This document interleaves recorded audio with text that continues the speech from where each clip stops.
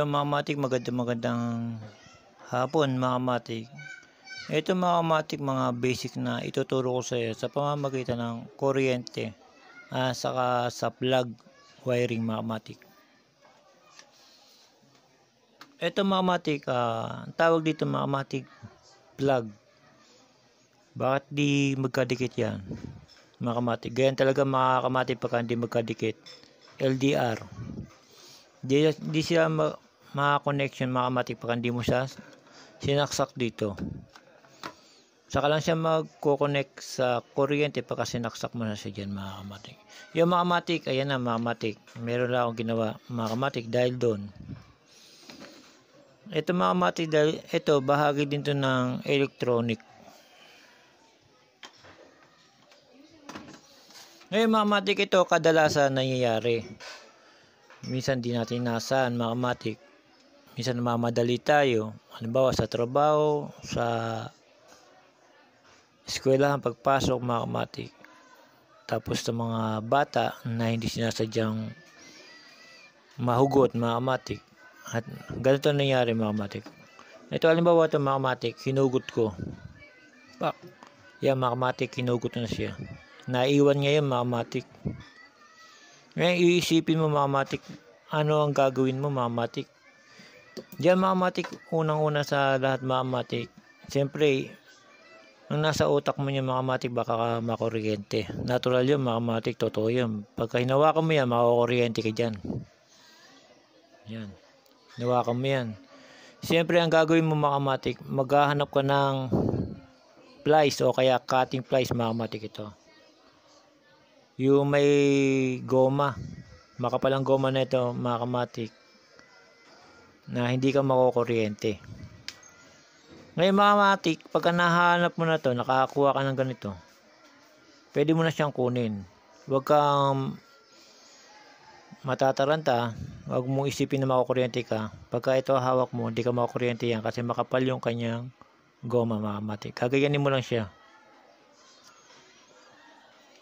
hanggang sa mahugot mo siya ng maayos mga kamatik. Yan ang una muna mga kamatik para hindi ka makuryente mga kamatik. Pangalawa mga kamatik, ito yung mga bagay na nangyayari mga kamatik. Halimbawa mga kamatik,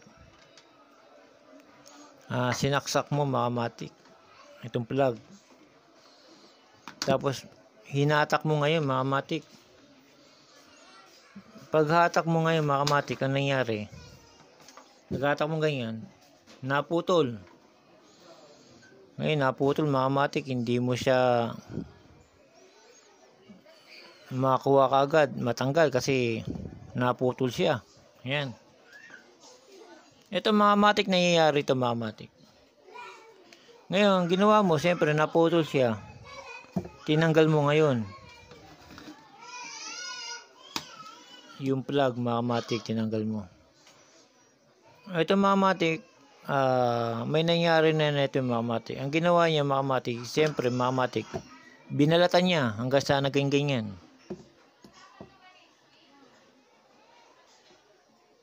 Dahil ito ganyan mga kamatik. Ang nangyari mga kamatik, kakamadali niya, pinagsama niya ngayon mga kamatik. Totoo to mga kamatik, nangyari ito, may kakilala ko ganito. Ginanyan niya mga kamatik.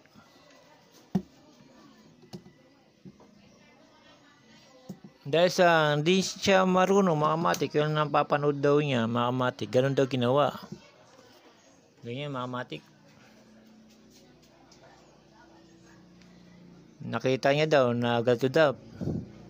Ngayon katapos na ganito mga kamatik, nilagyan pa niya ng electrical tape mga kamatik para daw hindi sumabog. Yun na mga kamatik ang nangyari. Nilagyan niya ng electrical tape. Sinaksak ngayon. Pagsaksak ngayon mga kamatik, sabog mga kamatik. Nag-shutdown yung kanilang kuryente dahil sa pamamagitan ng ganito mga kamatik. Pinagduktong.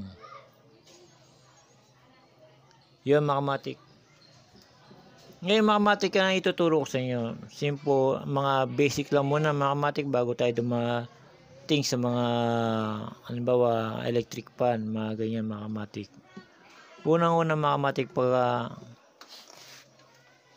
naputol mga kamatik, tas binalitan nyo, kung ano yung nakikita nyo dito sa plug na magkahiwalay, ganun nyo din gagawin sa wiring mga kamatik.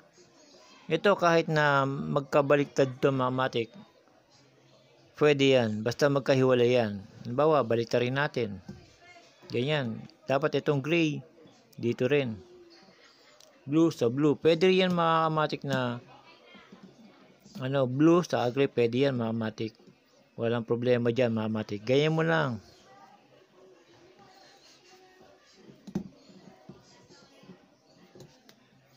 Kung meron kang pang hinang, pwede mo siyang hinangin mga kamatik. Tapos mga kamatik, i-electric tape natin yan mga kamatik. Dahil sa na buhol mo na siya mga kamatik, electric tape natin yan. Tapos didikit natin dito sa wire. Kailangan mga kamatik magkahiwalay yan. Hindi pwede magkasama, kasi pagka magkasama yan mga kamatik, sabog ang kinabukasan. Yan mga kamatik, ganyan. Kahit bata ka pa mga kamatik, kahit pa paano meron ka ng idea o nalalaman sa video ni Dokamatik mga kamatik. Yan. Dito kailangan lagi dito mga kamatik, lagi tayong safety. Yan.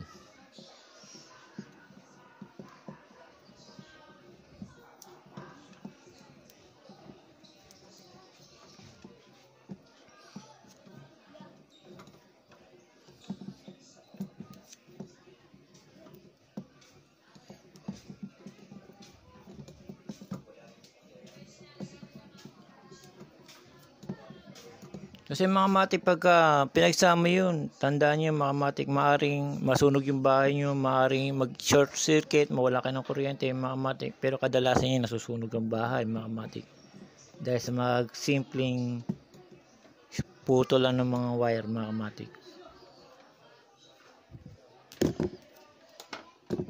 Yung mga kamatik, ganyan lang siya. Magkahiwalay na yan, pwede mo na siyang isaksak. Pagka na magkahiwalay na siya mga kamatik, pwede mo na siyang isaksak doon sa kuryente mga kamatik, ganyan. Hindi na siya puputok mga kamatik, pwede mo na siyang gamitin.